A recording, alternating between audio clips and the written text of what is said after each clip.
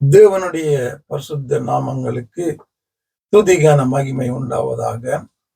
அப்போஸ்தலர் 6ஆம் அதிகாரத்திலிருந்து காரியங்களை பார்த்து கொண்டு வருகிறோம். 7வது வசனம், தேவ வசனம் விருத்தி அடைந்து சீசருடைய தொகை எருசலேம் மிகவும் பெருகிற்று.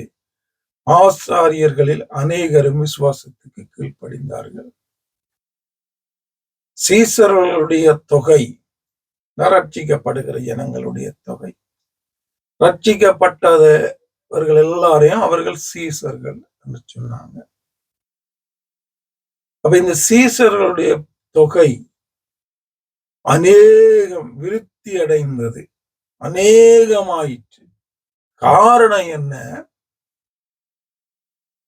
இவங்க தேவ வசனம் விருத்தி அடைந்தது, தேவ வசனம் பெருகிற்று, தேவ வசனம் பிரசங்கிக்கப்படப்பட்டது, தேவ வசனம் எங்கும் சொல்லப்பட்டபடியா தேவ வசனம். நல்லா கவனிக்கணும், நல்லா கவனிக்கணும். பிரசங்கம் தேவ வசனமா இருக்கணும். வேத படிப்புன்னு வருகிற இடங்கள் தேவ வசனத்துக்கு முக்கியத்துவம் கொடுக்கணும். உபவாச கூட்டம் தேவ வசனத்துக்கு முக்கியத்துவம் கொடுக்கணும். ஏதாவது சபையில நடக்கிற காரியங்கள் தேவ வசனத்துக்கு முக்கியத்துவம். அப்பதான் தொகை பெருகும், சீசர்கள் பெருகுவார்கள். வேற இனத்துக்கு எல்லாம் முக்கியத்துவம் கொடுப்போம்னா சீசர்கள் பெருக மாட்டாங்க. வார்த்தையில வளர்கிறவர்கள், வார்த்தையில வாஞ்சி உள்ளவர்கள் பெருக மாட்டாங்க. வார்த்தைக்கு கீழ்ப்படுகிறவங்க பெருக மாட்டாங்க. கவனமா இருக்கணும். அந்த வசனத்துக்கு தான் அந்த வல்லமை உண்டு. ஆகவே அங்கே அப்போஸ்தலர் நடவடிக்கைகளை தேவ வசனத்தை போதிச்சாங்க. அதை இன்னும் போதிக்கும்படியாக ஜெபம் பண்ணினாங்க. இடைவிடாமல் அதையே சொன்னாங்க. நாங்க அதிலேயே தரித்திருப்போம்னாங்க.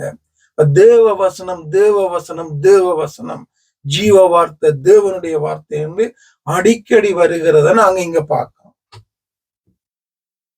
சத்தியம், ஆண்டவருடைய மரித்ததை பேசினாங்க. ஏன் அடிக்கப்பட்டார் என்பதை பேசினாங்க.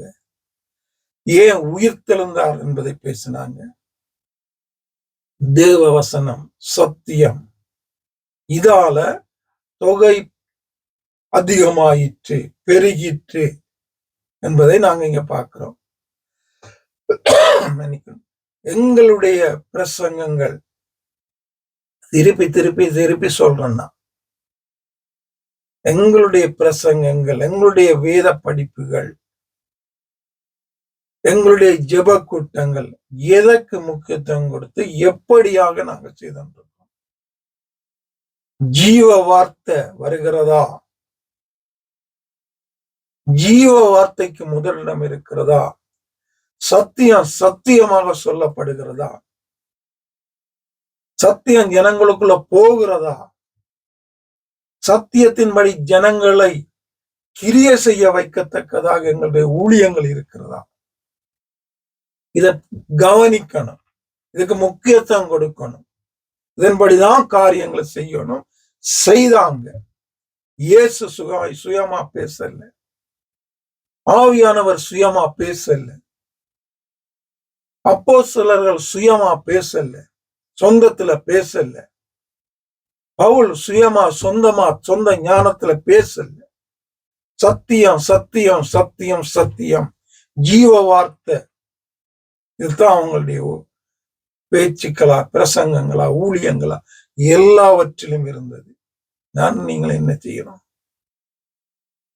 வசனத்தை படிப்பதற்கே விருப்பம் இல்லை.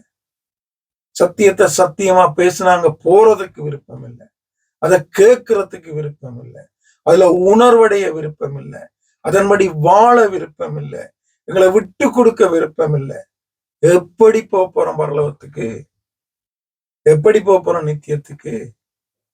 இதுதானே எங்களை கொண்டு போகணும். இந்த வார்த்தை, ஈவ வார்த்தை தானே எங்களை மாத்தணும்.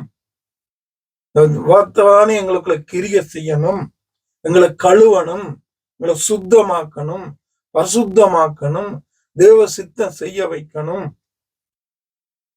இந்த வார்த்தைக்கு முக்கியத்துவம் கொடுக்கல. இதன்படி ஊழியம் செய்யாட்டி எப்படி? ஆவியானவர் எனக்கும் உங்களுக்கும் இந்த ஜீவ வார்த்தைக்கு முதலிடம் முக்கியத்துவம் கொடுத்து அதன்படி அதையே பேச, அதன்படி வாழ்ந்து கிரியை செய்து தேவ சித்தம் செய்து தேவ சமூகத்தில் போக எங்களுக்கு உதவி செய்து வழி நடத்துவாராக. ஆமென்.